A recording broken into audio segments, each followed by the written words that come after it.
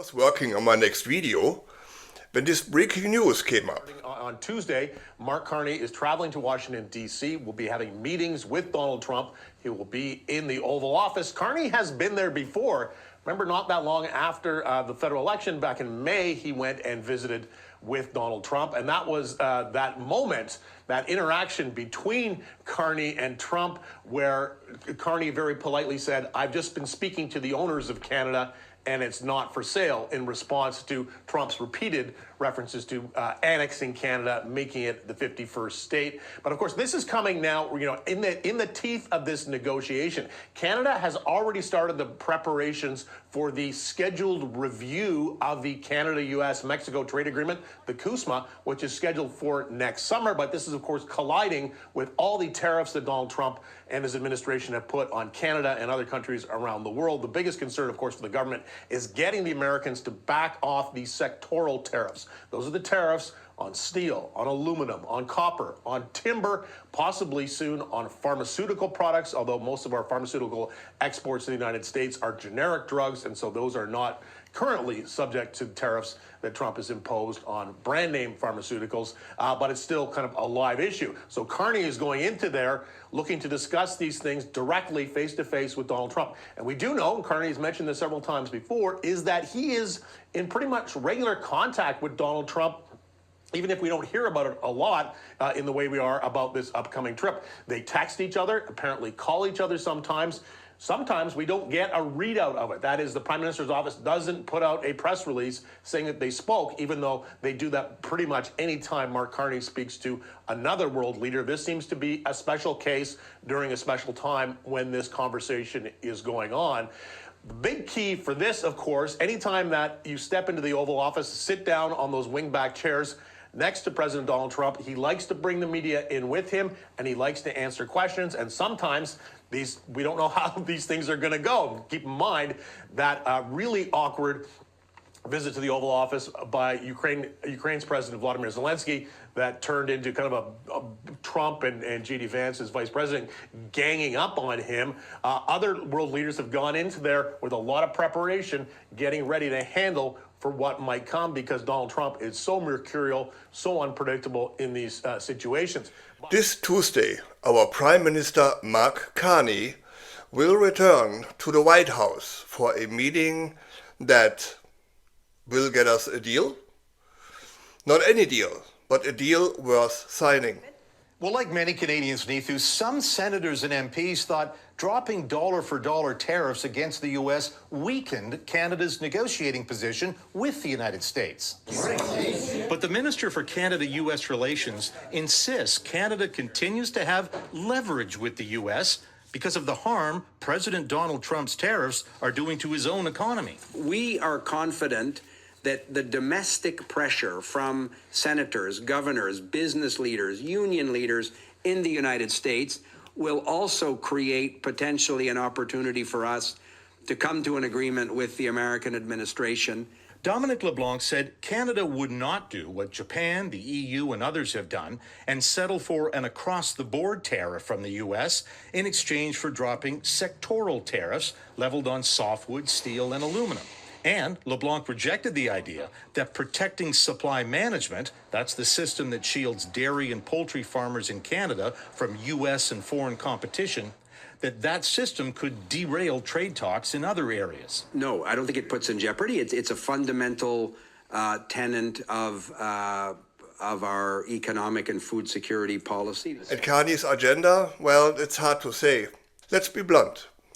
His goal is noble. Try to somewhat normalize trade relations and secure the continuation of the CUSMA trade agreement.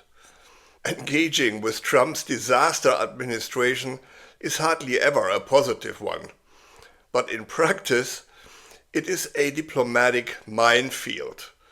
The entire success of the meeting can hinge on one single question. What mood will the orange idiot be in at that particular day? And the signs are not encouraging. There is Trump's obvious mental decline. The House of Insanity can deny it all day long. Trump's mental decline is evident. Then there is the orange idiot's continued, almost obsessive reference to Canada becoming the 51st state. And it's not a joke. You see, just the 51st state tag alone does not frame our American-Canada relationship as one between sovereign equals. How do you negotiate the fine print of a trade deal when the other side's opening position is essentially annexation? Prime Minister Mark Carney will coming with a clear agenda, real data, not fake examples of non-existing deals he has apparently made with foreign countries. Carney is, as always, the adult in the room. But he is also walking into a room where the hostility will be everywhere. While the tariff terrorist Trump is not really thinking of making a real deal with Canada, the economic pain is real.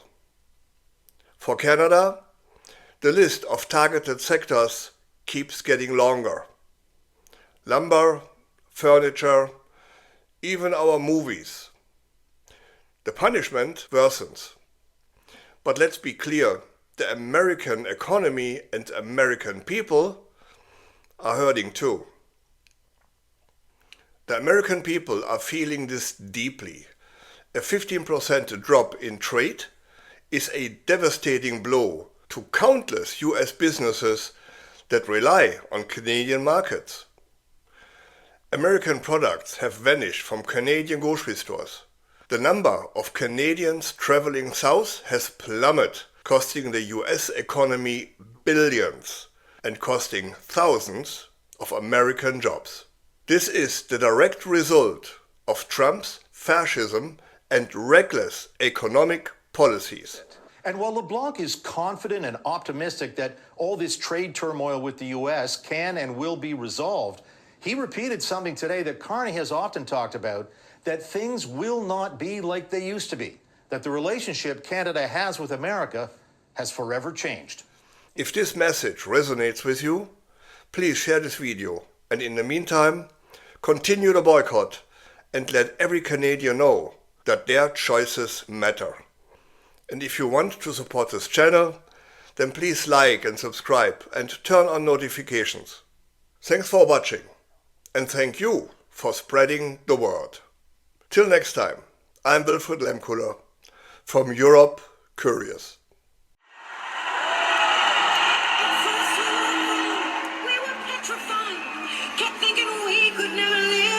You by our side, and we spent so many nights thinking how you did us wrong. Now we've banded all together. Your tariff made us strong, and so you know you're not so great. There's not a snowball's chance in hell will be your 51st state. You really need our resources for more than we need you, so now just go. Walk out the door. We do not need you. You're not welcome anymore. Weren't you the one who instigated these trade fights? You'll soon grow to regret it when we turn off your lights and it as long as we can think and work, we know we'll stay alive. We have all we really need. We can live without your greed. We will survive. We will survive. There's been a change. It's time anew. We're not that fledgling little country stealing all of you. We are now a nation proud that is happy to be free. You didn't realize you gave us our own identity, so now just go. We will survive. As long as we can think and work, we know we'll stay alive. Yeah, but all we really need, we can live without your greed. We will survive. We will survive. We will survive. 51st state, my fucking ass. Go on, Canada.